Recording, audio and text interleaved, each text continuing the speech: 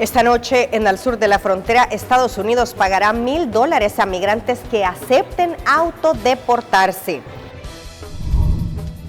Migrantes en desacuerdo por la entrada en vigencia en los aeropuertos del Real ID. ¿Cuáles han sido las medidas tomadas durante los meses que lleva Trump en el poder? Y además hablaremos de los encuentros en la frontera sur. Muy buenas noches, ¿qué tal? ¿Cómo están? Qué gusto que nos acompañen. Bienvenidos a una nueva edición de Al Sur de la Frontera. Está con ustedes Roxana Webb y vamos a hablar de migración. Contarles que Gloria Chávez, agente en jefe de la patrulla fronteriza del sector del Paso en los Estados Unidos, le advierte a los migrantes que quien cruce el río Bravo ilegalmente no tendrá ninguna oportunidad de quedarse en Estados Unidos como antes. Esta vez serán encarcelados y luego deportados lo más pronto posible. The focus of this administration is 100% consequences for those breaking the law and entering illegally into the United States. Porque por primera vez en mucho tiempo, la patrulla fronteriza ya está aplicando, como quien dice, esfuerzos para aplicar las leyes migratorias y criminales para personas que están haciendo el mal en nuestra región fronteriza. Ya cuando una persona cruza ilegalmente a través del río, ya está quebrando la ley migratoria. Es un crimen cruzar ilegalmente por el río. Nosotros estamos ejerciendo cualquier consecuencia que podamos identificar para detener a esa persona. No importa la nacionalidad.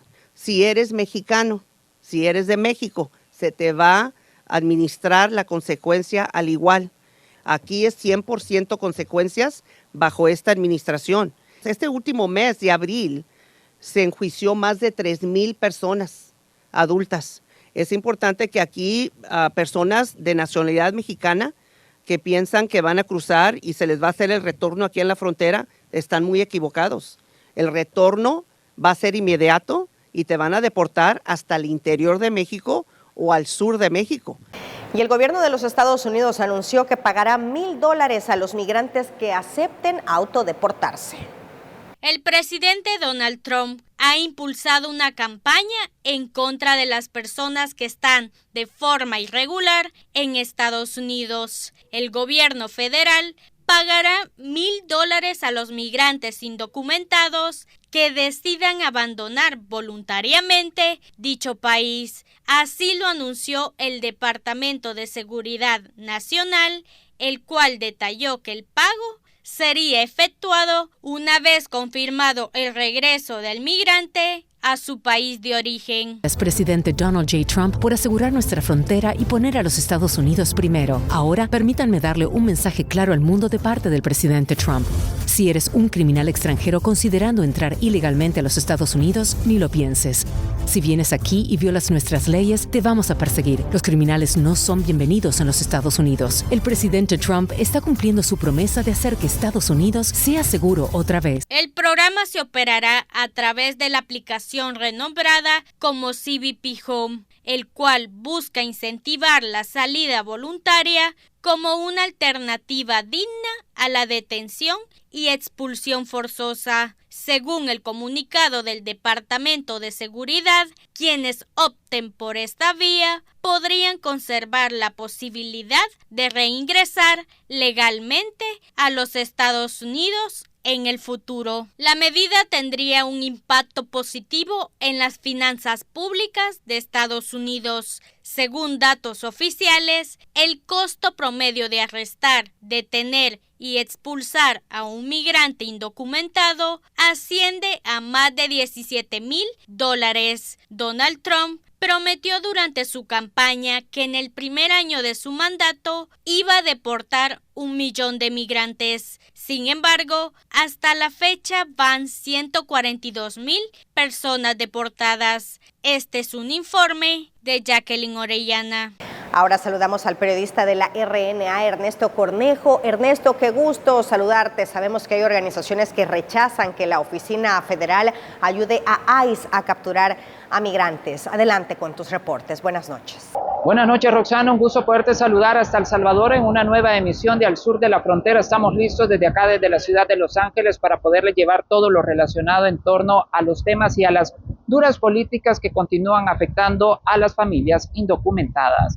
Iniciamos de inmediato con los detalles y es que se ha conocido en los últimos días que las autoridades del Servicio Postal de los Estados Unidos estarían colaborando con las autoridades de ICE, brindándoles información a dónde se encuentran las personas indocumentadas para que inicien el proceso de captura y deportación hasta sus países de origen. También los activistas pro migrante han rechazado que se les esté recortando la ayuda en aquellas ciudades santuario donde busca proteger a este sector de la sociedad.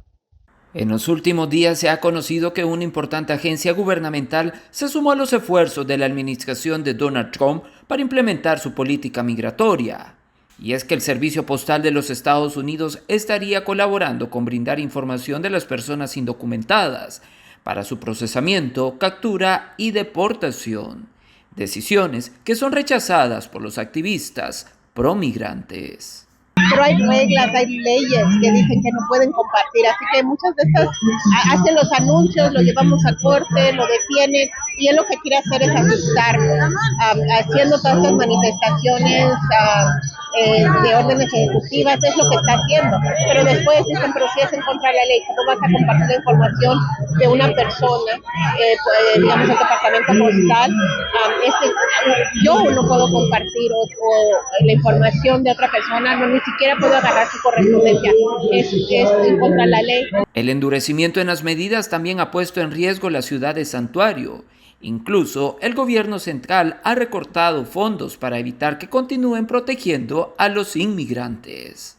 Nosotros sabemos muy bien que lo que significa santuario es de que la policía no va a colaborar con inmigración, así que si inmigración quiere hacer todas sus cosas, pues ahí están ellos, pero no pueden utilizar los recursos de nuestras ciudades, la policía, para aumentar la fuerza de enforzamiento de la ley migratoria. Así que eso es lo que nosotros estamos haciendo, estamos luchando por nuestro porvenir, por nuestro lugar en este país. Aquí tenemos raíces, aquí tenemos nuestras familias y vamos a seguir luchando hasta que se nos dé justicia. Y esa justicia representa también la legalización, un camino a la ciudadanía, porque lo que la gente está tan vulnerable en este momento, porque ambos partidos han fallado con nuestra demanda y con nuestra petición para una reforma migratoria. Mientras tanto, Donald Trump ha reiterado que no descansará con sus políticas, a pesar que muchas de sus decisiones han sido revocadas por la Corte Suprema y algunas todavía continúan en litigio. Informó Ernesto Cornejo para la red de noticias Albavisión desde Los Ángeles, California. Y casi 2,000 menores salvadoreños no acompañados han sido detenidos en la frontera sur de Estados Unidos tras patrullajes fronterizos. De octubre de 2024 a marzo de 2025, 11.395 salvadoreños han sido localizados en la frontera terrestre al sur de Estados Unidos. En su mayoría han sido adultos solteros. Esta proporción representa el 46.5% del total, seguido por algún miembro de una familia, de los cuales han sido identificados más de 4.300. En el caso de los menores extranjeros no acompañados, representa un 15.6%, equivalente a 1.778, y de los menores que van acompañados solo se tiene el registro de uno. En el caso de los encuentros de la patrulla fronteriza y la Oficina de Operaciones de Campo registra 286 en febrero de este año y 198 en marzo, lo que significa una reducción del 30.8%. Estos encuentros incluyen la detención del título 8, tanto de la patrulla fronteriza como de la Oficina de Operaciones de Campo, además de las expulsiones bajo el título 42, que incluye a personas detenidas o inadmisibles procesadas o localizadas en los puertos de entrada, así como quienes solicitan protección humanitaria. Este es un informe de Marcela Rivera. Esta semana entró en vigencia en los aeropuertos de los Estados Unidos la exigencia del Real ID, una documentación que debe ser necesaria para poder abordar un vuelo. Esto ha venido postergándose en los últimos años y es que se da luego de los atentados del 11 de septiembre del año 2001, pero estas afectaciones dan directamente también a la comunidad indocumentada, pues muchos de ellos no cuentan con los requisitos necesarios para poderla sacar. Logramos platicar con algunos de ellos y estas fueron sus impresiones. Los viajeros que desean abordar vuelos internos en Estados Unidos deberán de cumplir con un nuevo requisito de identificación. Hablamos del Real ID, un nuevo documento que fue establecido como resultado de una ley federal aprobada en el 2005.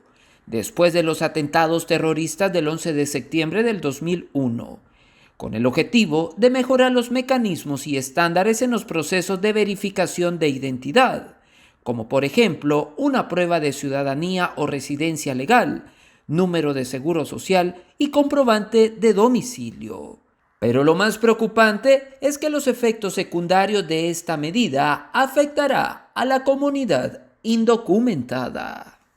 Pues se tornaría duro, ya que mi lugar de residencia es aquí en Los Ángeles, pero pues mis hermanos ya están en otros estados y prácticamente esto nos deja separados con cada uno en un extremo del país y sabiendo que no sabemos cuándo nos vamos a volver a ver. Que los viajes para nosotros han quedado descartados, una Navidad con tu familia, un paseo al que tú siempre quisiste ir y ahora puedas ir aquí en Estados Unidos queda totalmente cancelado luego de esta medida.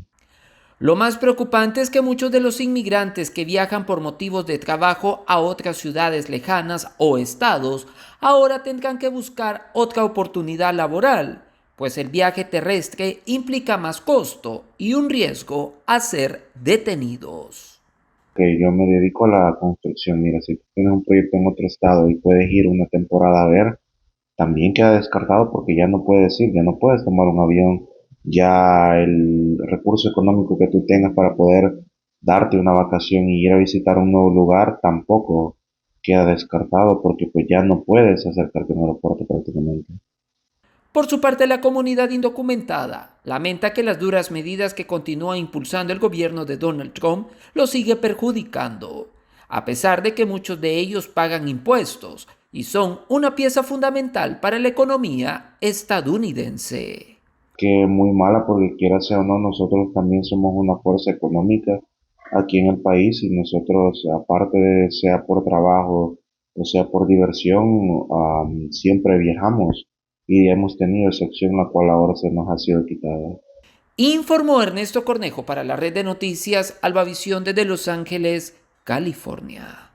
Casi 2.000 personas fallecieron al migrar en las Américas durante el año pasado. La cifra de muertos y desaparecidos a nivel mundial continúa en aumento. Más de 8.700 migrantes murieron durante 2024 a nivel mundial. Un informe de la Organización Internacional de las Migraciones revela que es el segundo año consecutivo en el que se rompe el récord por fallecimientos. África, Asia, Europa y América Central son los que lideran las estadísticas. Uno de los incidentes se registró en El Salvador en mayo del año pasado en San Antonio Pajonal, en Santa Ana, donde una mujer dominicana perdió la vida al caer de un camión en el cual viajaba de forma ilegal a Estados Unidos. Ella es parte de las 773 mujeres que murieron en rutas migratorias, 3.084 hombres, 480 niños. En las Américas se estima que 1.189 personas murieron al migrar durante este último año. La OIM también analizó el número de personas muertas o desaparecidas desde 2014, cuya cifra asciende a 72.000. Más de la mitad de estas, 39.000, han sido en rutas de tránsito a países que tienen planes de respuesta humanitaria y provenían de países en crisis o acechados por la violencia como Irán y Libia. Es decir, que 1 de cada 4 personas provenía de esos lugares y representan el 10% de los fallecimientos. Una diferencia amplia si se compara con el 4% de quienes provenían de países que no están en crisis. La travesía del Mediterráneo central es la ruta migratoria más mortífera del mundo. Más de 1.700 muertes se han registrado, incluyendo a los restos de las más de 1.000 personas que no pudieron ser recuperadas. Las violaciones a los derechos de los migrantes y la falta de vías regulares aumentan la conducta del riesgo y el tráfico ilícito de migrantes, aseguran. Este es un informe de Marcela Rivera. El sur de California ha sido escenario en las últimas semanas de operativos por parte de las autoridades de ICE. Estas personas han sido llevadas hasta las diferentes cortes de inmigración acá en la ciudad de Los Ángeles, donde los activistas pro migrante iniciaron una campaña de protesta para poder exigir la liberación de aquellas personas que no cuentan con un récord criminal. Es una corte de inmigración en Los Ángeles, California, donde permanecen detenidos los inmigrantes que han sido arrestados en las últimas semanas por las autoridades de ICE.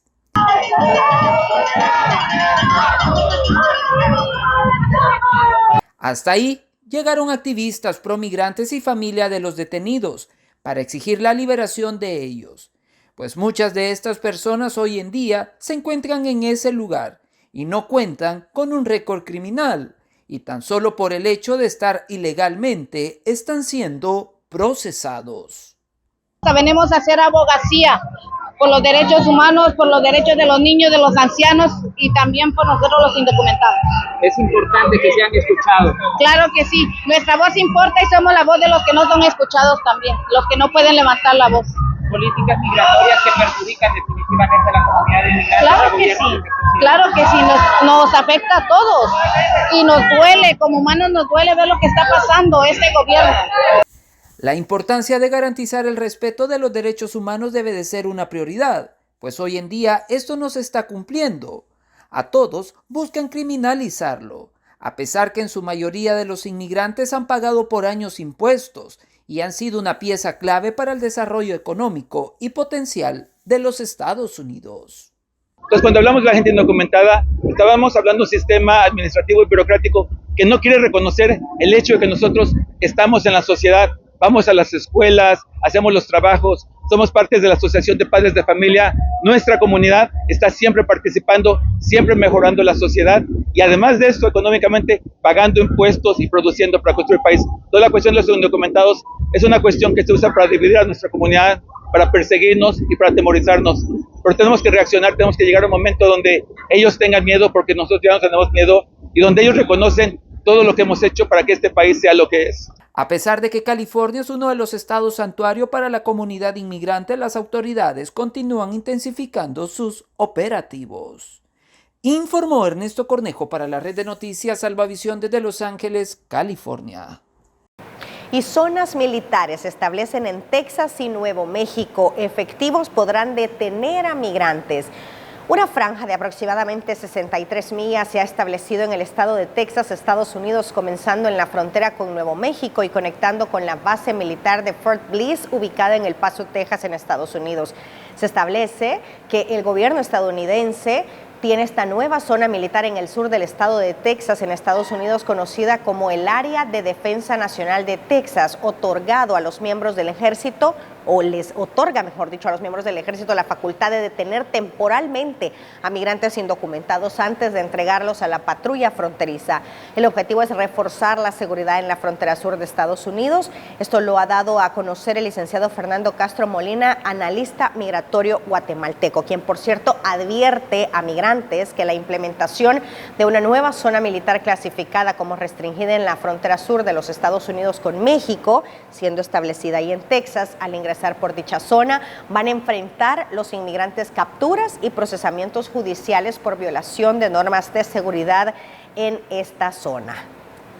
Bueno, es parte de los detalles que les teníamos desde acá, desde la costa oeste. En nuestra próxima emisión también les estaremos ampliando todos los pormenores de lo que está surgiendo en otras ciudades muy importantes, como por ejemplo en Nueva York, donde también la comunidad indocumentada ha expresado su preocupación en torno a su futuro y también en las endurecidas medidas que ahí se continúan efectuando por parte de las autoridades. También el alcalde ha mencionado, Eric Adams, que va a continuar protegiendo a toda costa a todas estas personas para evitar que ellos puedan ser deportados. Estas y otras informaciones usted las conocerá en nuestra próxima emisión de Al Sur de la Frontera. Informó para la red de noticias Salvavisión desde Los Ángeles, California, Ernesto Cornejo. Vamos a la pausa, ya regresamos.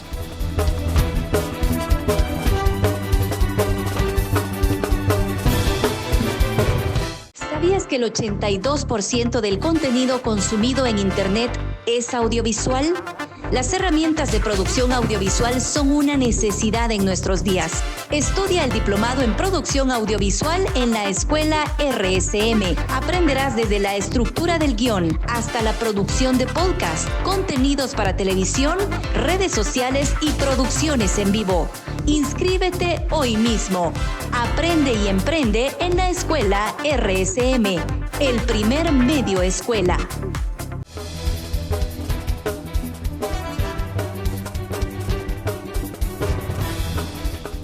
Ahora le damos la bienvenida a Óscar Orlando Vázquez Castillo. Él es abogado, notario y asesor migratorio. Él es además el director del despacho jurídico en Vázquez y Asociados, Abogados y Notarios. Vamos a hablar sobre migración legal a Estados Unidos en base a peticiones familiares. Buenas noches, qué gusto que nos acompañe. Roxana, buenas noches, el placer es mío. Es un gusto estar por acá y nuevamente y espero poderles asistir. Licenciado, ¿cuáles son las peticiones familiares más comunes? Claro, por peticiones familiares más comunes tendríamos las que formula o realiza el ciudadano estadounidense respecto de sus familiares inmediatos. Es de recordar que los familiares inmediatos del ciudadano estadounidense son los hijos menores de 21 años, los padres del ciudadano y el cónyuge del ciudadano. Estas son las más comunes que se presentan, pero a la misma vez se presentan también las peticiones que realizan los residentes permanentes en Estados Unidos respecto de sus hijos menores de 21 años, solteros, y de sus cónyuges. Esas serían las más comunes, Roxana. En cuanto a tiempos, ¿cuáles son los más inmediatos y cuáles son los más largos? Las más rápidas, Roxana, nuevamente vuelven a ser las peticiones que realiza el ciudadano estadounidense respecto de sus padres, respecto de sus hijos menores de 21 años solteros y respecto de sus cónyuges. Esas son las más rápidas.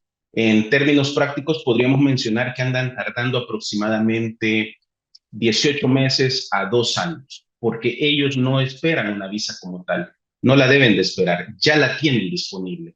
Por lo tanto, lo único que tienen que esperar es un trámite que se realiza en el USCIS y es eso lo que viene a dar esos 18 meses aproximadamente, más el trámite que se hace en el Centro Nacional de Visas y en el Consulado Salvadoreño. Entonces, esas son las más prontas, las más rápidas, porque no tienen que esperar por una visa. Y las más tardadas siempre están relacionadas con los ciudadanos estadounidenses y se refieren a las peticiones de los hermanos de los ciudadanos estadounidenses y de sus hijos mayores de 21 años que están casados. Esas serían las dos que más tardan y que me permito compartirte en esta oportunidad. ¿Cuáles son los requisitos? Claro que sí, Roxana. El primer requisito y el más básico de todos es que el peticionario debe de tener un estatus legal, ya sea porque es ciudadano estadounidense o porque es un residente permanente legal en Estados Unidos. Ese es el primer requisito que se debe de cumplir, sin el cual no se puede realizar ninguna petición, ¿verdad? Además, hay que llenar un formulario, es el formulario I-130 el que debe de llenar el peticionario, debe de suscribirlo ante el USCIS y posteriormente viene el tiempo de espera, ¿verdad? Hay que firmar un compromiso económico para que la persona que está siendo beneficiada no se vaya a convertir en una carga pública para el gobierno estadounidense y además por parte del beneficiario también tiene que haber el cumplimiento de algunos requisitos. Uno de ellos es que tenga un pasaporte vigente y además que no esté incluido en una causal de inadmisibilidad. Estas podríamos mencionar como causales de inadmisibilidad, pues tener antecedentes penales, tener antecedentes o haber pertenecido a un grupo de crimen organizado, haber abusado de alguna sustancia controlada o tener una enfermedad que se pueda propagar fácilmente, ¿verdad? Esas son como causales de inadmisibilidad que podrían convertir en inadmisible, valga la redundancia, al beneficiario. Entonces, esos serían como que los requisitos más básicos que podríamos mencionar en un trámite, en una petición familiar.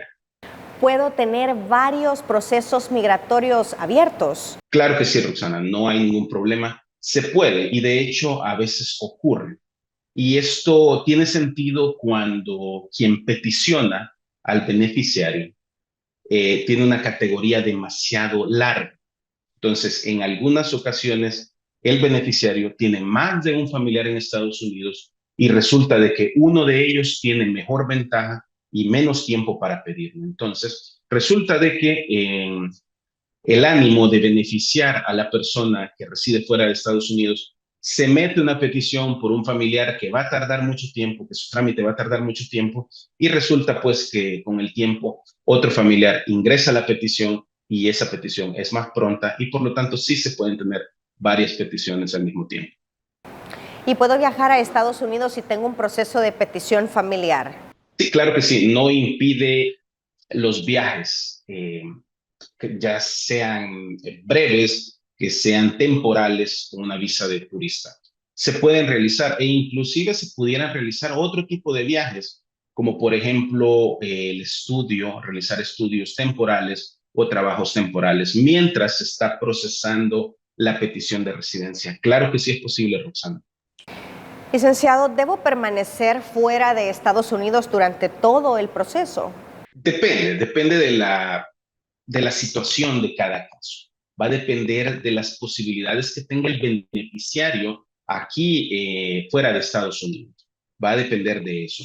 Si la persona tiene la posibilidad de viajar hacia Estados Unidos ya en los últimos días del trámite de residencia y puede viajar con una visa de turista o con una visa de trabajo o con una visa de estudiante temporal, puede ingresar a Estados Unidos y ya estando en Estados Unidos puede ajustar su estatus. Lo puede hacer, pero va a depender de las posibilidades del beneficiario. Si el beneficiario no tiene una visa que le permite ingresar legalmente a Estados Unidos, pues en ese caso sí va a tener que esperar en su país de origen. ¿Cuánto es el tiempo estimado para saber sobre algún avance del proceso? Sí, definitivamente pueden pasar años, Roxana, en el procesamiento de estos casos. Va a depender de cada petición, va a depender en qué categoría se encuentra. Como ya lo anunciaba hace unos minutos, para aquellos familiares inmediatos del ciudadano estadounidense, pues no hay un tiempo de espera más que el procesamiento administrativo. Pero para otros familiares, tanto del ciudadano estadounidense, que podrían ser sus hijos mayores de 21 años, casados o no casados, y sus hermanos, y de igual manera para los residentes, cuando piden a sus hijos menores de 21 años y a sus cónyuges, pues en este caso, ellos sí deben de esperar. Pero hay una forma de saber, Roxana, cuánto más o menos va a tardar el caso. Para ello, la persona debe de contar con la fecha de prioridad. ¿Y qué es la fecha de prioridad y dónde la encuentro? Pues la fecha de prioridad, como su nombre lo nomina, es un día en el que se introdujo la petición. Es una fecha en específica cuando se introdujo la petición y esto nos va a decir cuánto tiempo tengo que esperar a través de un boletín de visas, que es un documento legal, es un documento que se publica en una página en internet del Departamento de Estado. Los beneficiarios pueden acceder al boletín de visas escribiendo en sus navegadores boletín de visas y ahí van a encontrar el boletín de visas correspondiente a cada mes. Entonces, dependiendo de qué categoría tengo, dependiendo de quién me pidió, yo puedo verificar más o menos cuánto tiempo va a tardar. Y sí me gustaría, a manera de ejemplo, por acá tengo el boletín de visas, mencionar algunos. A manera de ejemplo, los hijos mayores de 21 años solteros de los ciudadanos, actualmente aquellos que metieron su petición antes del 15 de marzo de 2016, esos son los que tienen ahorita una visa disponible. Los que están después de marzo, los que metieron su petición después de marzo de 2016, pues lastimosamente tienen que seguir esperando.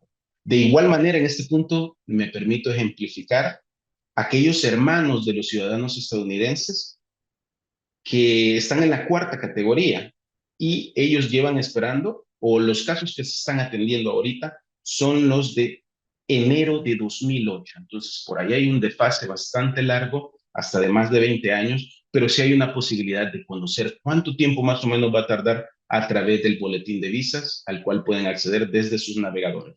Roxana. ¿Qué temas de ustedes se ven de migración o cómo los podemos contactar para asesoría precisamente de esas temáticas? Vemos desde visas de turista hasta peticiones familiares, como ya he mencionado, peticiones realizadas por ciudadanos estadounidenses y residentes legales en Estados Unidos. Podemos ingresar a ese proceso y podemos terminar el proceso como tal una vez que ha pasado el tiempo de espera, ¿verdad? Entonces, respecto de los medios de comunicación o respecto de los medios de contacto que tenemos disponibles, siempre son las redes sociales a través de Facebook e Instagram en Vázquez y Asociados, Abogados y Notarios, y a través del celular 77 53 8006. Gracias, licenciado. Un gusto saludarlo. Buenas noches. Buenas noches, muchas gracias. Vamos a la pausa, ya regresamos.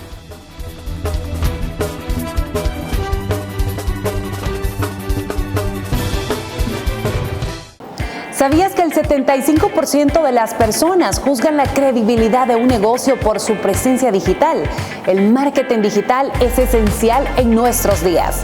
Estudia el diplomado en marketing digital en Escuela RSM. Aprenderás desde la creación de campañas publicitarias, storytelling y presentación de estrategias digitales.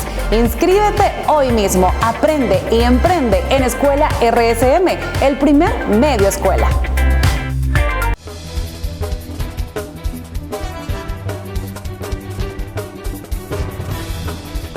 El gobierno del presidente Donald Trump ha anunciado una ambiciosa meta de deportados desde los Estados Unidos hasta sus países de origen, pero ¿logrará cumplirla?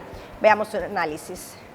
Durante su campaña presidencial, Donald Trump prometió deportar a 1 millón de migrantes en su primer año de gobierno. Sin embargo, a más de 100 días de su gestión, la cifra está lejos de su objetivo, según el representante de Agenda Migrante, César Ríos. Podemos identificar alrededor de 10 órdenes ejecutivas que van directamente a la población migrante, a la política migratoria, y que su fin es sustentar y facilitar la deportación que se comprometió 1 millón de migrantes en su primer año. Entre las medidas incluye mayor presencia militar en la frontera, cancelación de programas como CBP One, restricciones de asilo y la suspensión del TPS. Aunque estas acciones buscan acelerar las deportaciones, los números no reflejan resultados de las promesas del presidente de los Estados Unidos. Ciudadanía por nacimiento, suspensión de aplicaciones como CBP One, eliminación de estatus como lo que hizo con Nicaragua, Venezuela, Haití, sobre la suspensión del TPS. Y así podemos ir sumando otras medidas ejecutivas que el presidente Donald Trump se fundamentó para lograr la meta de 1 millón de personas deportadas en el año. Pero lo más sorprendente es que los datos que nos dan oficiales, a esta fecha se han deportado 65,000 personas, el cual no tiene relación con el compromiso de 1 millón de personas en el año. Hasta la fecha se han deportado unas 65,000 personas, cifras que para César Ríos confirma que la promesa de deportar 1 millón de migrantes en un año es poco realista. Además, advierte que estas políticas podrían agravar los derechos fundamentales de los migrantes. Este es un informe de Jacqueline Orellana. Veamos más reacciones a los meses que ya lleva el mandatario Trump. En sus primeros 100 días en el cargo, Trump ha implementado varias medidas para cumplir con sus promesas de campaña, situación que ha generado impacto y reacciones divididas en la población. Bueno, la verdad que nosotros hemos sentido y visto el impacto de esta administración que viene con una retórica muy fuerte antiinmigrante y que está dispuesta a poner a prueba los límites de la constitucionalidad y la legalidad de las medidas que pone en marcha para tratar de cumplir sus objetivos políticos. Las comunidades inmigrantes se han visto devastadas por medidas que son ilegales y que posteriormente algunos recursos judiciales han logrado suspender. Sin embargo, hay otras medidas que avanzan. Lo que estamos observando que nos preocupa mucho es la ausencia de ciertos límites para las acciones de cumplimiento de la ley migratoria. Se puede aprender a una persona para ser deportada en cualquier lugar, incluyendo cuando está asistiendo a la corte porque fue víctima de una injusticia, cuando está dejando a un hijo en el colegio, cuando está yendo a orar, cuando está buscando atención médica en un hospital. Estas acciones sin límites generan un sentimiento de pánico entre la comunidad que es muy negativo y que genera muchísimo daño. de una parte. Los expertos y analistas políticos coinciden que las políticas migratorias de Trump buscan reducir la inmigración ilegal, pero también han generado situaciones positivas en la población migrante. Bueno, lo que es positivo es ver que las comunidades se están organizando, están practicando y entendiendo cómo pueden ejercer y defender sus derechos. Esas acciones de resistencia, saber que no le abren la puerta a cualquier persona, saber que para aprenderlas tiene que haber una orden judicial firmada, está cambiando la actitud. Y es lo que explica que a pesar de los anuncios grandilocuentes de las grandes deportaciones masivas no lo han podido hacer, porque continúan habiendo pilares de un régimen de protección de derechos, incluyendo el derecho al debido proceso, que logran funcionar en algunos casos. Eso es positivo. Es importante también reconocer que 100 días más tarde estamos empezando a ver que la mayoría de la opinión pública no apoya la gestión y que no es esto lo que querían ver de la administración. Medidas inteligentes para controlar la frontera no es lo que estamos viendo. Al contrario, lo que estamos viendo es que incluso personas con situación migratoria regular están quedando en situación migratoria irregular producto de las acciones de la administración. Mientras que algunos argumentan que estas políticas son necesarias para proteger la seguridad nacional y reducir la migración, otros critican su impacto humano y económico.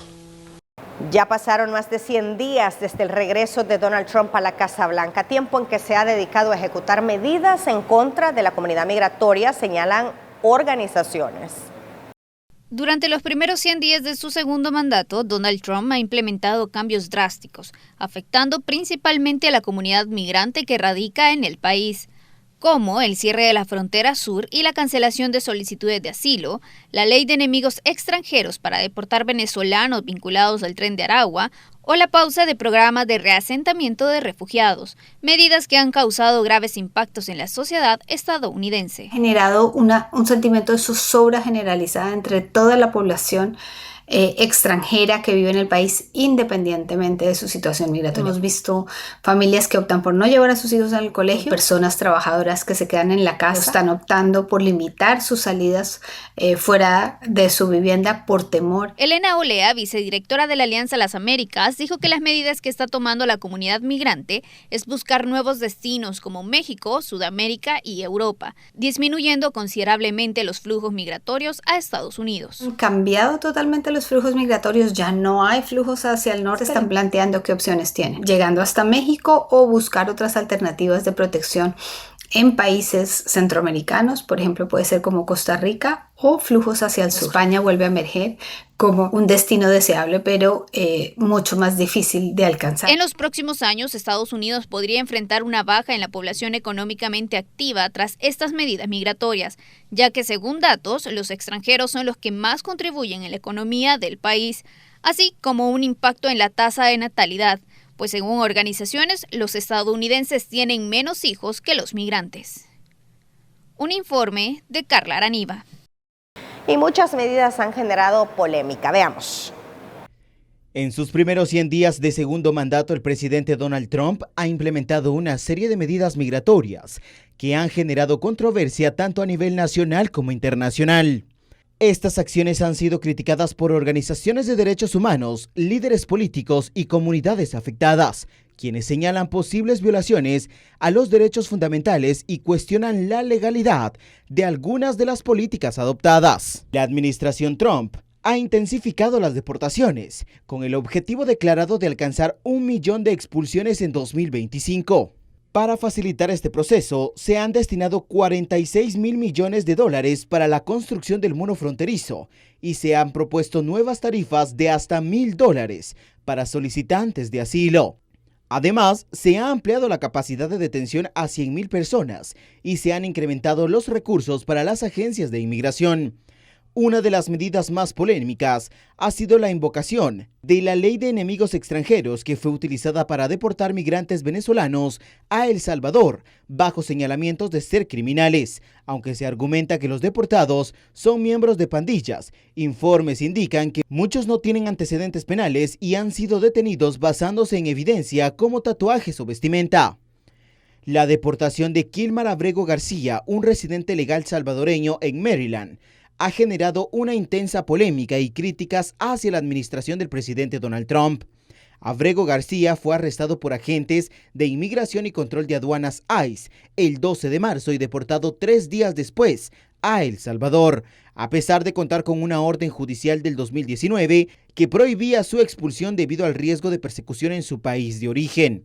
Inicialmente, la administración Trump calificó la deportación como un error administrativo. Sin embargo, posteriormente alegó que Abrego García tenía vínculos con la pandilla Mara Salvatrucha, aunque no se presentaron cargos formales ni se ofrecieron pruebas concluyentes. Actualmente, Abrego García se encuentra detenido en el CECOT.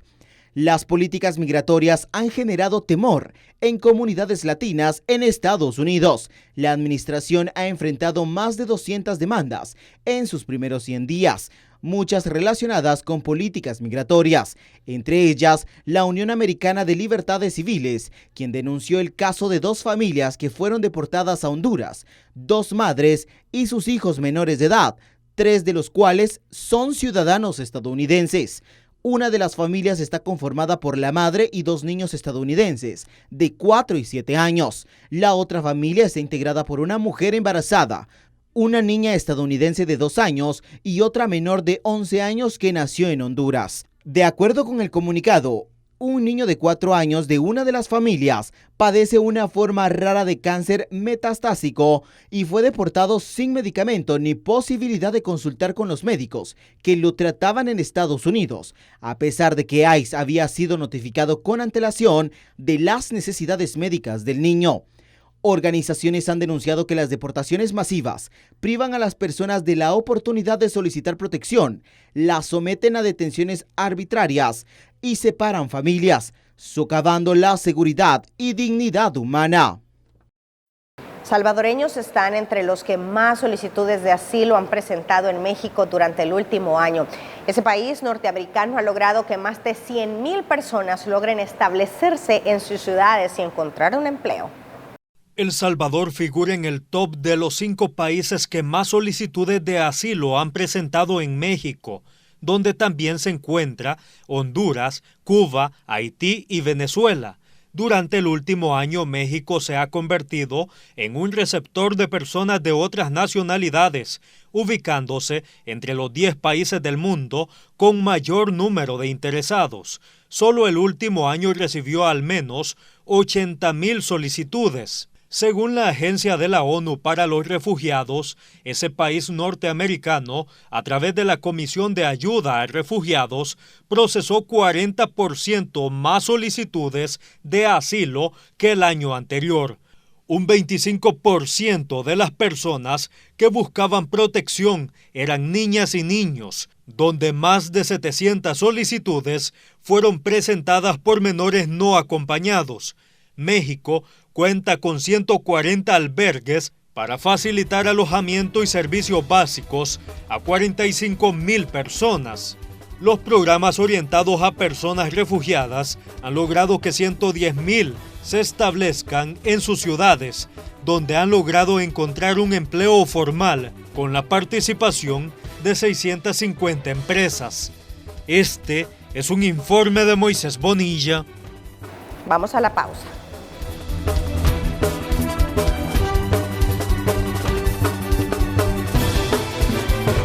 ¿Sabías que el 82% del contenido consumido en Internet es audiovisual? Las herramientas de producción audiovisual son una necesidad en nuestros días. Estudia el diplomado en producción audiovisual en la escuela RSM. Aprenderás desde la estructura del guión hasta la producción de podcast, contenidos para televisión, redes sociales y producciones en vivo. Inscríbete hoy mismo. Aprende y emprende en la escuela RSM, el primer medio escuela.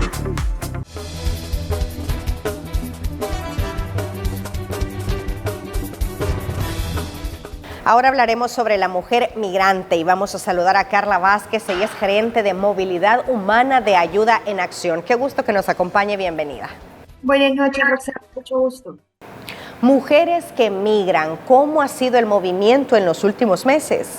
Efectivamente, siempre estamos viendo un flujo migratorio por parte de las mujeres.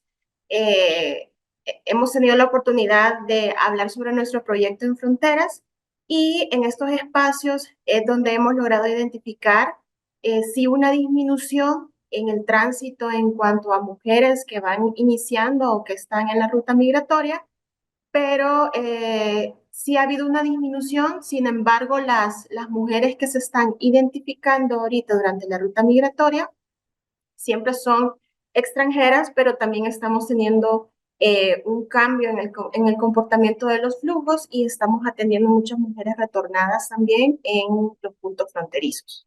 Entonces, sí se sigue evidenciando el movimiento, mujeres que están en contextos de movilidad humana.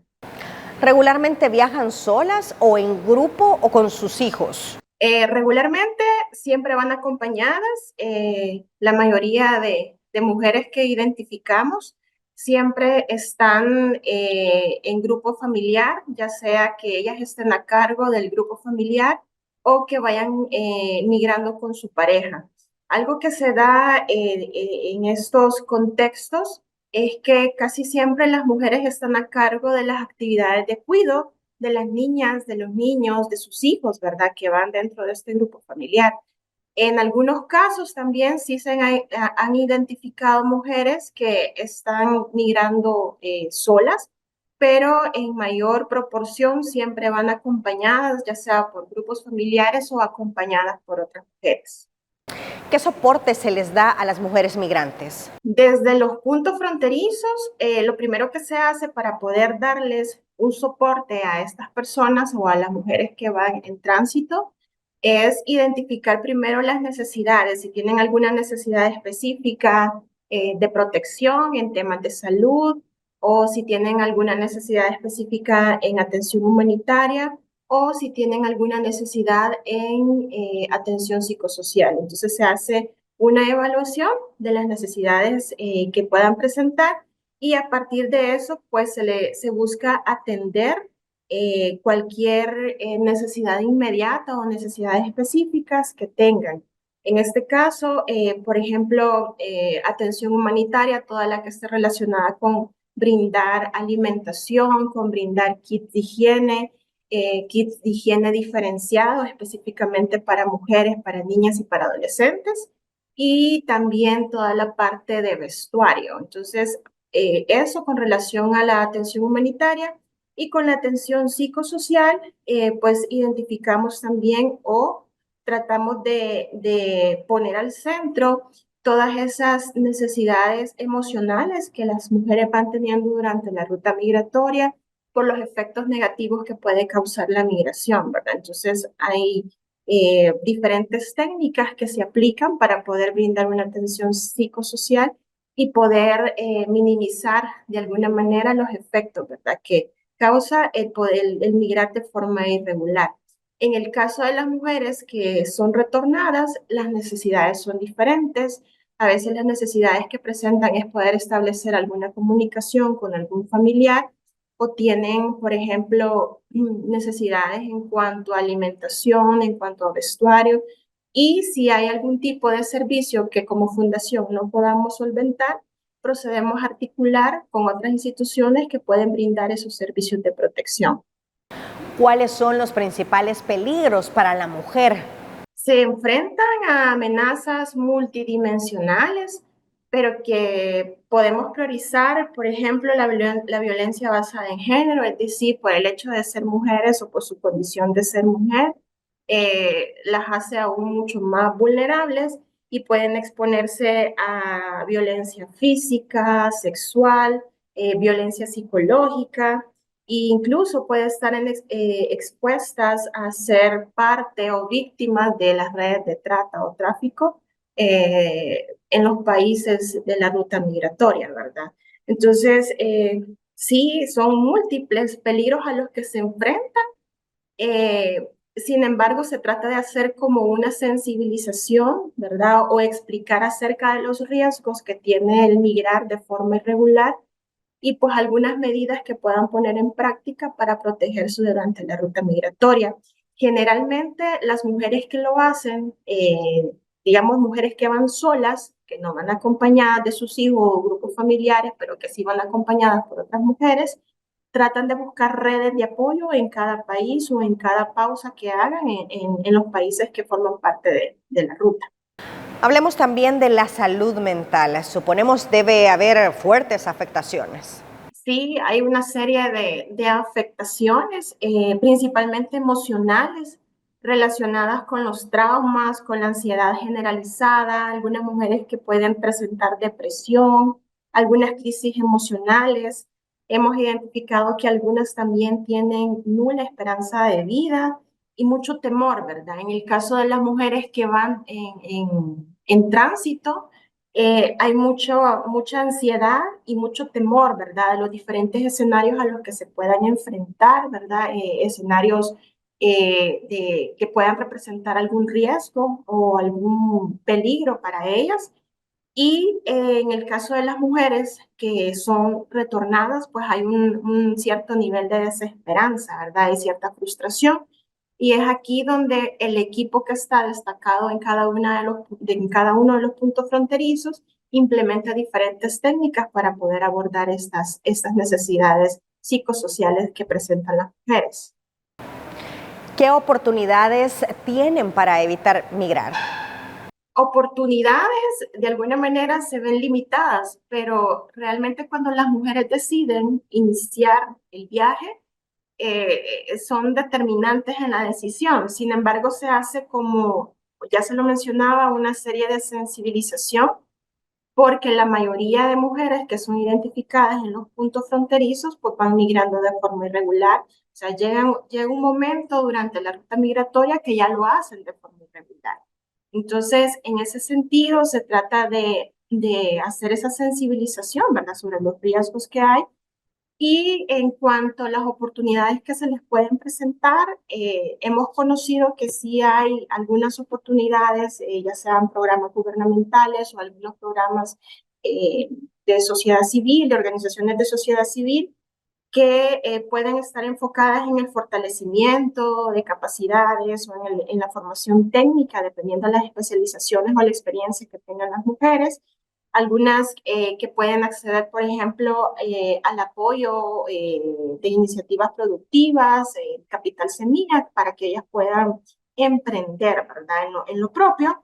Pero eso tendrá que ver también con los diferentes contextos o los escenarios también donde se desarrollen las mujeres a nivel comunitario. Entonces, consideramos que sí, hay opciones, pero que son de alguna manera limitadas porque no todas las mujeres tienen acceso a estos programas, pero tratamos de hacer un poco de énfasis en este sentido, ¿verdad? En las oportunidades que se pueden presentar para que ellas puedan optar, ¿verdad?, en algún momento cambiar de decisión, pero como se lo menciono, es complicado, ¿verdad? Ellas en la decisión son determinantes y pues tienen sus objetivos claros también, ¿verdad? Algunas a lo mejor están decidiendo migrar por el tema de reunificación familiar o simple y sencillamente por una mejora en su condición económica. Muchas gracias por su tiempo. Buenas noches. Buenas noches, gracias. Y defensores de los derechos humanos esperan que el gobierno cumpla con lo prometido y le brinde todo el apoyo necesario a la menor norteamericana que padece de cáncer tras la deportación de su familia. Estamos hablando de la familia hondureña que está todavía en el ojo del huracán. ¿Qué ha dicho el gobierno? Veamos.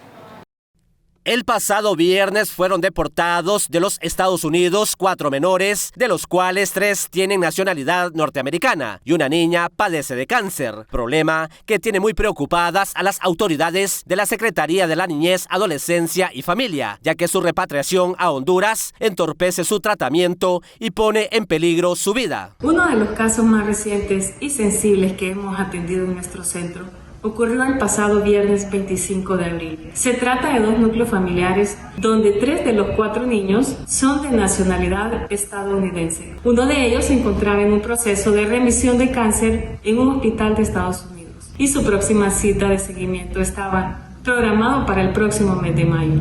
Los defensores de los derechos humanos aseguran que es positivo el mensaje de la presidenta Xiomara Castro, quien ha ordenado que se atienda a la menor en su tratamiento contra el cáncer aquí en el país. El Estado de Honduras puede suplir esos medicamentos, si pudo suplir pues los alimentos en los hoteles del CELAC, ¿no? Y otras cosas que han hecho.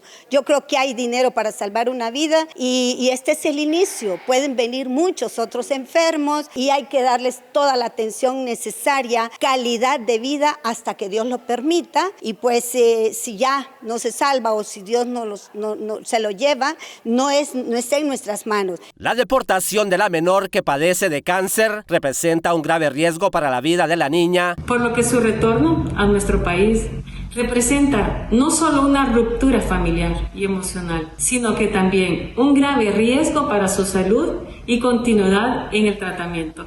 El próximo 16 de mayo será la audiencia de la madre y su hija norteamericana quien padece de cáncer en una corte de Luisiana. El vicecanciller Tony García asegura que el gobierno les dará todo el apoyo legal a la menor y a su madre el día de la audiencia. La niña hondureña norteamericana que fue deportada junto con su madre, que la presidenta ha ordenado que estemos pendientes de la revisión judicial que el juez hará el 16 de mayo para ver si efectivamente la madre dijo yo quiero que la hija venga conmigo, asegurarse que se hizo conforme a la ley y estar pendientes de lo que la madre también decida para apoyarla a ella y la decisión del juez en el momento que esta audiencia se verifique el 16 de mayo. Las autoridades hondureñas explicaron que a los 4 menores hondureños con nacionalidad norteamericana que fueron deportados se les estará brindando no solo atención en el país, sino apoyo legal para su lucha legal en las cortes de los Estados Unidos. En cámara, Jesús Sánchez les informó Luis Turón. Y la Cancillería de Guatemala, en coordinación con autoridades mexicanas, trabaja en la localización de 3 guatemaltecos reportados como desaparecidos desde el pasado 31 de marzo en el estado de Chiapas, México. Según información oficial, se trata de César Augusto Hernández Lemus, de 57 años, Jeremías Eliseo Lemus Paredes, de 33, y Porfirio Adalberto Dávila Romero, de 53. La última vez que sus familiares tuvieron contacto con ellos fue alrededor de las 10 horas del pasado 31 de marzo, cuando se encontraban en la colonia centro del municipio de Tapachula, con rumbo a la ciudad de Tuxtla Gutiérrez, en México. Autoridades guatemaltecas manifestaron su preocupación por el caso, tanto por el bienestar de los 3 desaparecidos como por la angustia que enfrentan sus familias. A través de un comunicado, la Fiscalía General del Estado de Chiapas informó que el reporte oficial de desaparición fue emitido por los familiares, quienes acudieron el 10 de abril al Consulado General de Guatemala en Tapachula para solicitar apoyo. Como parte de las acciones de protección consular, se interpuso una denuncia ante la Fiscalía de Migrantes del Ministerio Público de Tapachula y se notificó a las autoridades mexicanas competentes para iniciar la búsqueda. Hasta el momento no se han encontrado indicios sobre el paradero de los 3 connacionales. El gobierno de Guatemala continúa dando seguimiento al caso y coordinando esfuerzos con sus homólogos mexicanos para su pronta localización. Es todo. Gracias por habernos acompañado. Estuvo con ustedes Roxana Webb. Hasta la próxima.